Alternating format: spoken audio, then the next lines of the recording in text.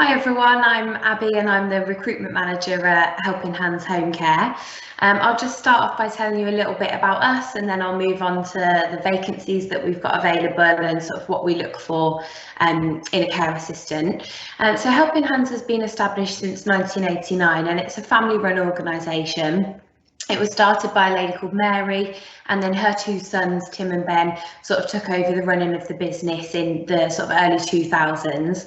I've been with the company almost 4 years, and when I joined, we had about 45 offices nationwide. Currently, as we stand, you'll see on the screen, we've got 120.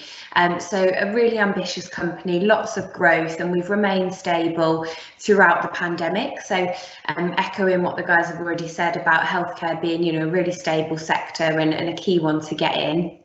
We're one of the UK's largest domiciliary care providers, and all that means is that we look after people who still live in their own homes rather than within a care home or sort of supported living type setting. We are growing in the Greater Manchester area, so we've got offices that I'll talk about on the next slide, and we provide two different types of care. We do what we call the hourly visiting service, and that is where a carer will go house to house and visit multiple people in one day. But then we also offer a live-in care service, which, exactly as it says on the tin, is when a carer will move into the customer's home and actually live in the home with them. And that's normally for a sort of 2 to 8 week rough placement. And if I could have the next slide, please, Caroline. Is that okay? Thank you. So I've got a slide here about the different vacancies that we've got available. So the first one is our hourly visiting care assistant, and that's, as I said, when you'll visit multiple people in one day. Typically the visits are about 45 minutes to 2 hours long, but we do have some sits that are longer than that. And you'll support the customer with all the usual things that you would expect within the care sector, personal care, cooking, cleaning, like domestic duties, sometimes just companionship as well. We support a really wide variety of people who, have barely any needs at all, maybe just need a little bit of support around the house, right through to full clinical care where people may be bedbound and need sort of nurse-led care. So it's a real variety in terms of the job and the day-to-day role and what you could be doing. Similarly, with the live-in care programme, again, we support a variety of people. Typically, you would be with the customer for 2 to 8 weeks, but we do have some customers where it's a more ongoing arrangement, and it might be that we have, say, 2 carers and they do a month on, a month off each. So it really does depend on the customer and what their needs are, but also allows for that flexibility with you as a carer coming on board. We're very much booking work around your availability, so it's a great option for flexible working, slightly outside of your normal kind of full-time working hours. In addition to that, we've also got offices based in all of the locations that I've written on the slide there. And within the office, we have a number of positions. So we have a registered manager, care coordinator, and a trainer as well. So if you are somebody who has a little bit more experience within the health and social care setting, then there might be that there are some other roles that you'll be suited to. Usually these are full-time and based in the office. And next slide, please.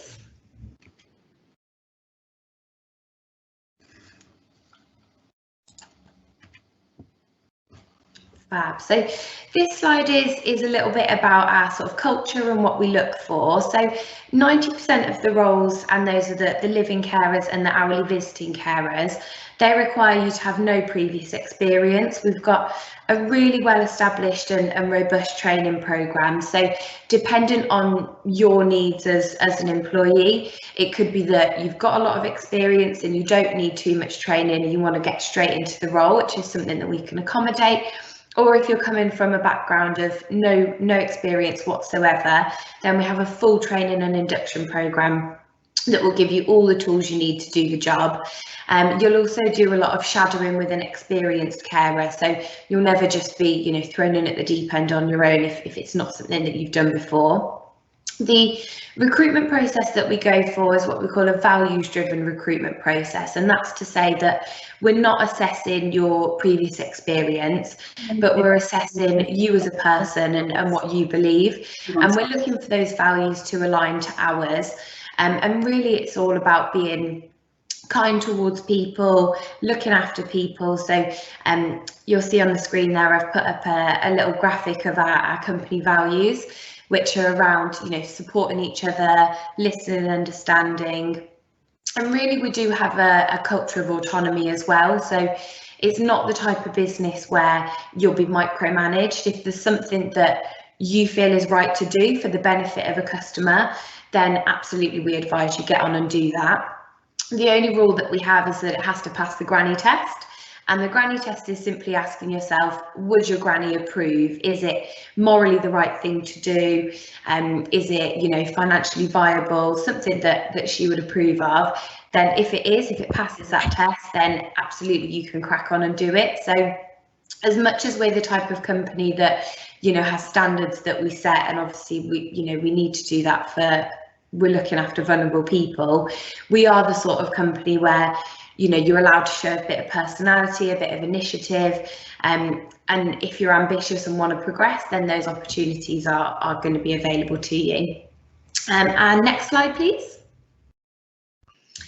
Fab. So all of the roles, quite self-explanatory, require you to have the right to work in the UK. The majority of our locations in the sort of Greater Manchester, Stockport area, you do need to be a driver for the hourly visiting roles, and that's because obviously getting between houses is just a lot easier with the spread of the customers. For the living carer role, though, you don't need to be a driver, so that could be an option if there are any non-drivers on the call. The usual process is an online application, and we advertise our jobs on the Stockport Jobs Match service, and also put a link to our website on the slides. Once you've submitted your application, you'll have a phone interview with whoever it is in the relevant office that you've applied to. Following that, it would usually be a face-to-face interview, but obviously with the current situation, we're doing those through video, and we use Microsoft Teams as well. Once you've passed that interview, you'll then come onto the assessment and selection course, and that could either be 1 day or it could be 3 days, and that's for the hourly service and the living service respectively. Once you have passed that, your induction and training depends on your level of experience and the role that you've applied for. So, as I said, if you've got lots of experience already, that process can be a little bit shorter. If you're the sort of person that needs a little bit more support, then we could extend that. So it's really flexible. We take it on a case-by-case basis, and it's, you know, really tailored to you as a new member of the team. So I hope that gives a little insight into us as an employer. There are lots of opportunities available in Stockport and Greater Manchester, and if anybody wants any more information, then feel free to reach out to me directly.